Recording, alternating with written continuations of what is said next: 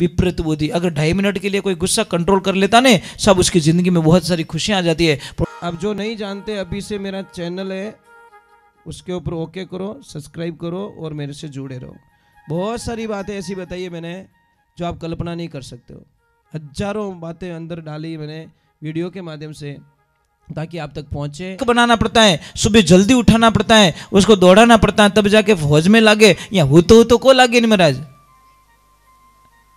Physically भी वैसा मजबूत होना चाहिए। कागदम मजबूत रही की को नहीं रेवे, फिजिकली मजबूती होनी चाहिए, माइंडली स्ट्रांग होना चाहिए, तब जाके फौज होती है महाराज। ऐसे नहीं होती।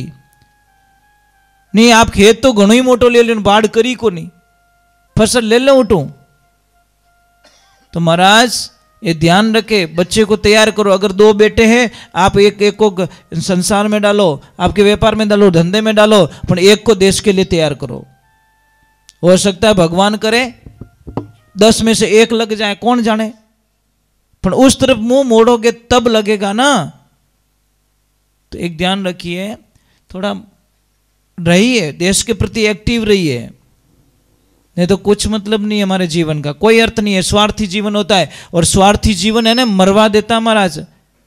आज दिन तक कोई ऐसे आदमी बैठे हैं यहाँ पे जो भगवान को जाके बोले बालाजी मैं आपको स्वामणी की प्रसादी चढ़ाऊंगा, कि क्या नहीं भाई कि मारे धंधो तेज गणो हाले, थोड़ो मोड़ो कर दो, ग्राहक घना आवे, मारू रोटी खावी चे नहीं, फोन में जवाबदारी है को नहीं, साइडा पूरी होवे को नहीं, ये बाप जी थोड़ी साइडा कम करा दे, मारी तो जीवना है, मैं ही तो जीवना चाहूँ, मैं ही तो मेहमान हम जाना चाहूँ, मैं ही सगाने टाइम देना चाहूँ, मारी तो कोई काम काज है, मैं ही टाबरन टाइम देना चाहूँ। नहीं नहीं, धंधो कम पड़े, ये तो आइडिया सब पूछते महाराज, पर ओ कोई नहीं पूछे कि मारे धंधो घणो हाले महाराज, कोई कम करनो, कोई टोट को बताओ न मने है, कोई नहीं करता महाराज।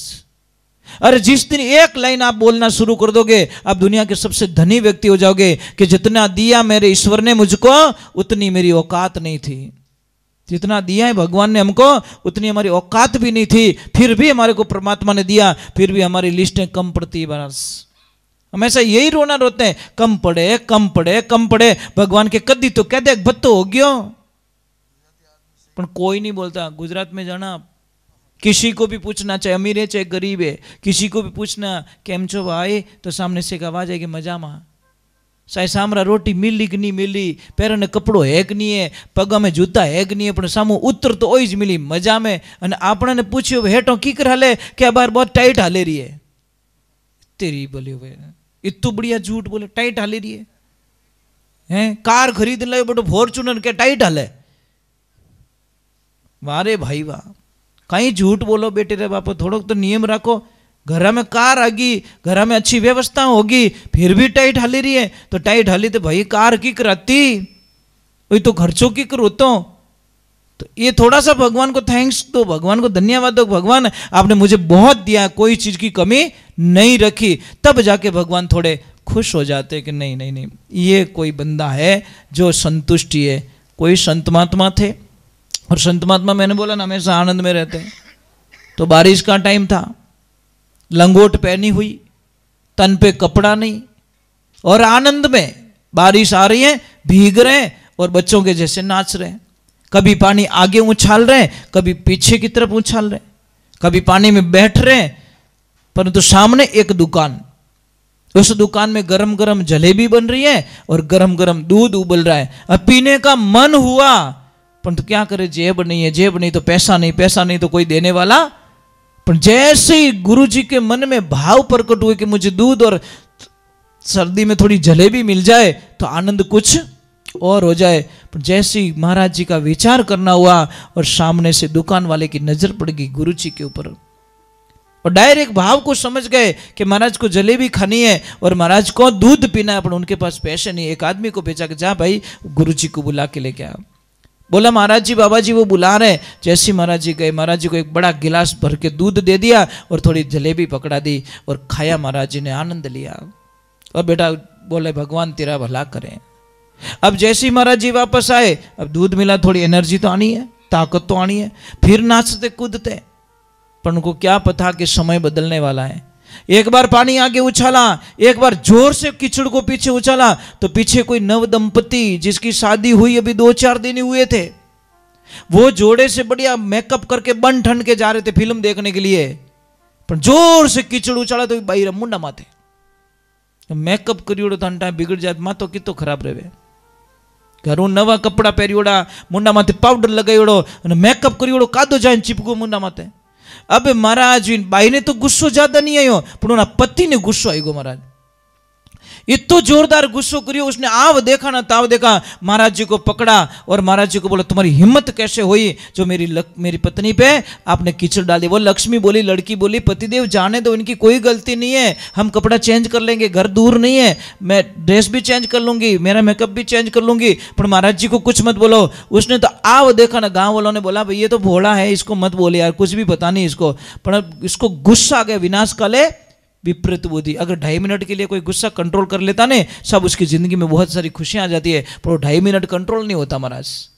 जिसको भी कंट्रोल हो जाता है निहाल हो जाता है, पर क्या करे, एक्सीडेंट होने में आधो घंटो थोड़ी लागे, हमें रही दे बचीड़ यहाँ थोड़ी रहे, वो तो हो जाए 1 सेकंड में ही महाराज। और 1 सेकंड में अगर कंट्रोल हो गया, ठा पड़ गई तो वो गाड़ी ने क्या तो खाड़ा में उतार दे के साइड में ले जी, मरण तो कौन देवे महाराज, पर क्या करे वो तो भजेड़ लागा पछे ठा पड़ गो में मायने। तो महाराज उसी प्रकार जब भाई ने घणो ही कियो कि मेरी पत्नी कियो कि देखो पतिदेव मत करो, महाराज जी को मत सताओ, ये भगवान के भगत को पता नहीं है, तो उसने आव देखा ना ताव देखा साहब, उसने तो पकड़ा महाराज को, एक रेपटा जड़ दिया महाराज। और जैसे ही रेपटा जड़ा तो महाराज जी हंसने लगे और भगवान को कहने के वाह कृष्णा वाह, वाह मेरे राम वाह। देखना संतों के भाव देखना, कभी गरम गरम दूध, कभी गरम गरम जलेबी, और कभी गरम गरम रेपटा, सब में वो तेरी मर्जी। अब महाराज वो तो बोल के चले गए घर पे, जल्दी जल्दी गए, ऊपर छत पे जाना था, ऊपर के कमरे में उसमें सीढ़ियों पे पानी पड़ा था, बारिश का मौसम था। जैसे ही बंदा ऊपर गया, पैर फिसला, नीचे आया, लग गई जोर से, हॉस्पिटल लेके गए और डॉक्टरों ने मृत्यु घोषित कर लिया। सारे गांव वालों ने लड़की के आके बोला महाराज जी इतना बड़ा श्राप दे दिया छोटी सी थप्पड़ के लिए। महाराज ने बोला मैंने कुछ नहीं बोला, मेरे भाव से कभी बद्दुआ नहीं दी, मैं क्या करूं। तो लड़की को बोला कि कीचड़ तेरे पे पड़ा था और तेरे पति ने मुझे थप्पड़ क्यों मारा।